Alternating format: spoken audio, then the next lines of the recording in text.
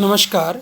आज हम Indian polity के अंतर्गत भारत में न्यायिक पुनरावलोकन जुडिशियल रिव्यू इन इंडिया का अध्ययन करेंगे। पिछले वीडियो में हमने भारत में सर्वोच्च न्यायालय और उसकी कार्य प्रक्रिया का अध्ययन किया।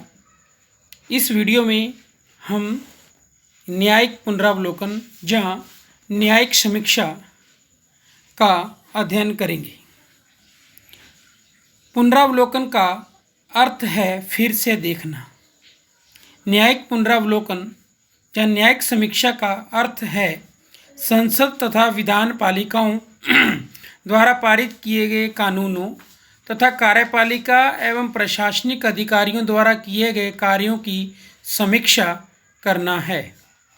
व्यवस्थापिका तथा कार्यपालिका की निरंकुशता को रोकने के लिए तथा संवैधानिक सर्वोच्चता को स्थापित करने के लिए न्यायिक पुनरावलोकन की व्यवस्था की गई है। इसका तात्पर्य यह है कि भारत में कोई भी सत्ता सर्वोच्च नहीं है, अपितु संविधान ही सर्वोच्च है। भारतीय सर्वोच्च न्यायालय के पास अमेरिकी सुप्रीम कोर्ट की तरह न्यायिक पुनरावलोकन की अत्यंत व्यापक शक्ति तो नहीं है, किंतु कुछ मामलों में उसे यह शक्ति प्राप्त है। संविधान के किसी भी अनुच्छेद में इस शक्ति का स्पष्ट विवरण नहीं किया गया है, किंतु अनुच्छेद 13, 32, 131, 135, 143, 226 में इस व्यवस्था के स्पष्ट लक्षण देखे जा सकते हैं। संविधान की सर्वोच्चता को बनाए रखने के लिए न्यायपालिका के जो अधिकार हैं वो इस प्रकार हैं कि वह व्यवस्थापिका द्वारा बनाए गए मौलिक अधिकारों से संबंधित कानूनों का न्यायिक पुनरावलोकन कर सके। इसके लिए नागरिकों के मौलिक अधिकारों की रक्षा करने के लिए सर्वोच्च न्यायालय को बंदी प्रत्यक्षीकरण तथा परमादेश इत्यादि लेख जारी करने का अधिकार है। संसद जहाँ राज्य विधानमंडलों द्वारा यदि ऐसा कानून बनाया जाए, यहाँ कार्यपालिका द्वारा ऐसा आदेश जारी किया जाए जो संविधान की भावनाओं के प्रतिकूल हो, तो सर्वोच्च न्यायालय उन कानूनों को अवैध घोषित करने का अधिकार रखता है।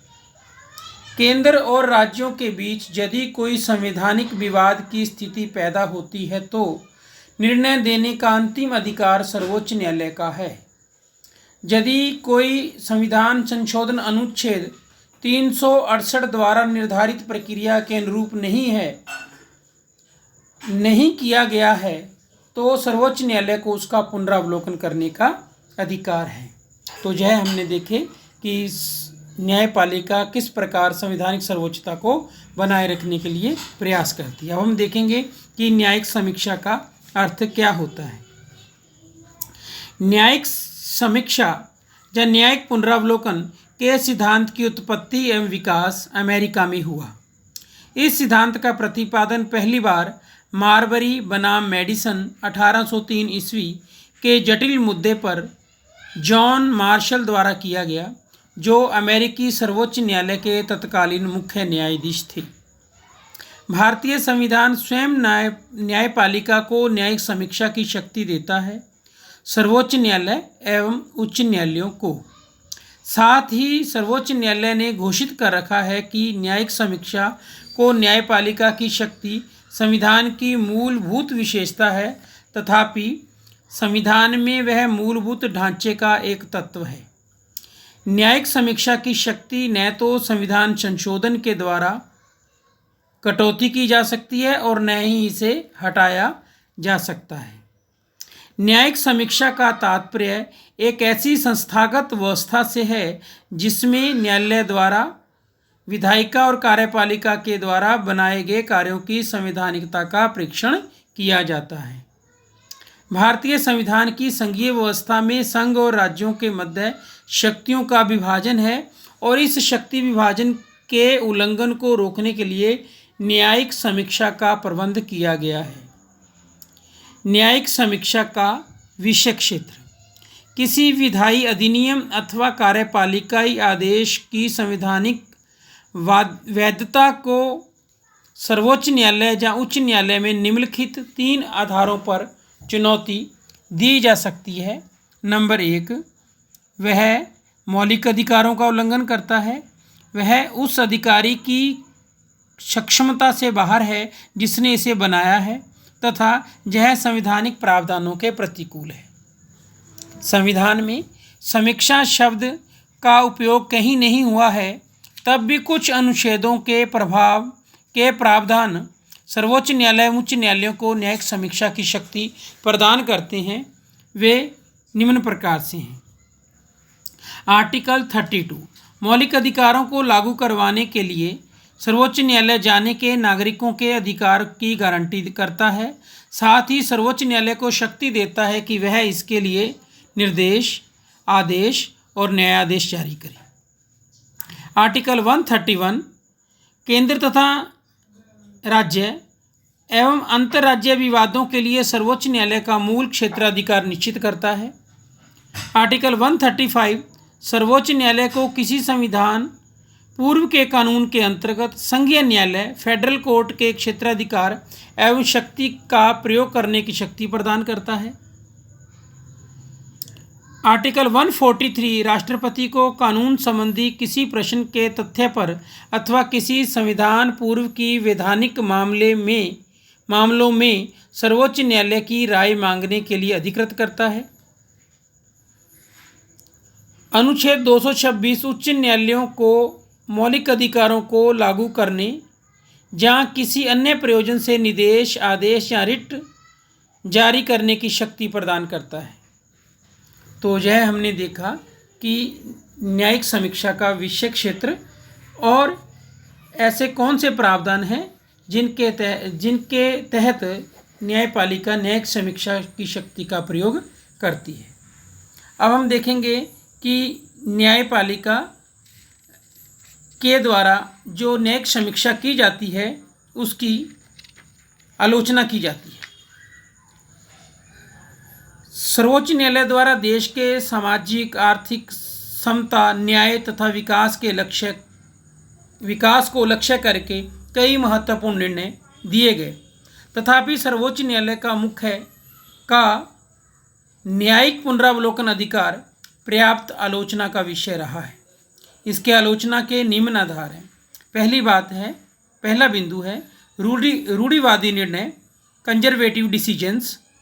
सर्वोच्च न्यायालय के निर्णयों के संबंध में यह आलोचना की जाती है कि उसके निर्णय उच्च वर्गों के हितों को ध्यान में रखकर दिए जाते हैं, जैसे गोलकनाथ, बैंक राष्ट्रीयकरण और प्रीवी पर्स के मामलों में दिए गए निर्णय इस बात की पुष्टि करते हैं। संसद जन इच्छा का प्रतिनिधि है, न्यायपालिका नहीं। संसद में जनता के प्रतिनिधि चुनकर आते हैं, वे जन इच्छाओं का प्रतिनिधित्व करते हैं। उनके बनाए गए कानूनों की न्यायाधीशों द्वारा समीक्षा प्रजातांत्रिक भावनाओं के प्रतिकूल है। नेक्स्ट है अनावश्यक संघर्ष का कारण, कॉज ऑफ अननेसेसरी कन्फ्लिक्ट। न्यायिक पुनरावलोकन की व्यवस्था संसद और न्यायालय के बीच अनावश्यक संघर्ष को बढ़ावा देती है, मुकदमेबाजी की प्रवृत्ति बढ़ जाती है। कार्यपालिका और न्यायपालिका के बीच अनावश्यक तनाव व गतिरोध की स्थिति उत्पन्न हो जाती है। न्यायिक निर्णय पर राजनीति का प्रभाव। न्यायिक निर्णय तटस्थ और निष्पक्ष होने चाहिए, पर वास्तव में ऐसा होना कठिन है। न्यायाधीशों की अपनी वैचारिक पृष्ठभूमि होती है। कानून की व्याख्या और निर्णय देते समय कहीं न कहीं विचारधाराओं का प्रभाव आ ही जाता है। नेक्स्ट, न्यायिक निर्णय में समरूपता नहीं, lake of uniformity in judicial decisions. सर्वोच्च न्यायालय ने संविधान तथा कानून की व्याख्या करते समय अपने ही पूर्ववर्ती निर्णयों में परिवर्तन किया है। ऐसा आभास होता है कि निर्णय न्याय पर आधारित नहीं, अपितु व्यक्ति या समूह के प्रभाव पर आधारित हैं। ऐसी स्थिति कानून और न्याय के प्रति अनास्था को जन्म देती है। नेक्स्ट है न्यायालय द्वारा सीमाओं का अतिक्रमण, जुडिशरी क्रॉस्ड इट्स जुरिस्डिक्शन। सरकार के अंगों, व्यवस्थापिका, कार्यपालिका, न्यायपालिका तीनों की भूमिकाएं भिन्न भिन्न हैं। तीनों के अपने अपने निश्चित कार्यक्षेत्र और सीमाएं हैं। एक कार्यक्षेत्र में दूसरे का हस्तक्षेप न केवल अनावश्यक है अपितु अवांछनीय भी है। न्यायिक निर्णयों में कभी कभी अपने अधिकार क्षेत्र का अतिक्रमण न्यायपालिका ने किया है। विशेषकर पिछले दिनों जो न्यायिक सक्रियता दृष्टिगत हुई है उसके सकारात्मक परिणाम तो आए हैं, पर न्यायपालिका के अत्यधिक प्रभावी हो जाने की तथा अपनी सीमा के अतिक्रमण की आशंका भी पैदा हो गई है। न्यायिक समीक्षा का महत्व। संविधान की सर्वोच्चता के सिद्धांत को बनाए रखने के लिए, संघीय संतुलन, केंद्र व राज्यों के भी संतुलन बनाए रखने के लिए और नागरिकों की मूल अधिकारों की रक्षा के लिए न्यायिक समीक्षा अति आवश्यक है। कानून का शासन स्थापित करने में सर्वोच्च न्यायालय ने महत्वपूर्ण भूमिका अदा की है। जब जब कार्यपालिका और व्यवस्थापिका ने अपनी सीमाओं से बाहर जाकर सत्ता पर प्रभाव जमाने का प्रयास किया तो न्यायिक पुनरावलोकन द्वारा उसकी सीमाएं बता दी गई। संविधान के व्याख्याता और रक्षक के रूप में भी न्यायपालिका के महत्व को नकारा नहीं जा सकता। न्यायालय ने गोलकनाथ विवाद में निर्णय दिया था कि संसद मौलिक अधिकारों को सीमित नहीं कर सकती। सर्वोच्च न्यायालय के इस निर्णय पर व्यापक प्रतिक्रियाएं हुई। अंततः 24 में संविधान संशोधन द्वारा यह व्यवस्था की गई कि संसद को मौलिक अधिकारों सहित संविधान के किसी भी उपबंध के संशोधन का अधिकार होगा। इस व्यवस्था के बावजूद न्यायपालिका ने मूल अधिकारों के संरक्षक की भूमिका निभाई। इस तथ्य को नकारा नहीं जा सकता है। न्यायालय ने अपने नागरिकों के मौलिक अधिकारों के संरक्षक की भूमिका निभाई है। अतः इस क्षेत्र में न्यायिक पुनरावलोकन का महत्व स्वयं सिद्ध है। धन्यवाद।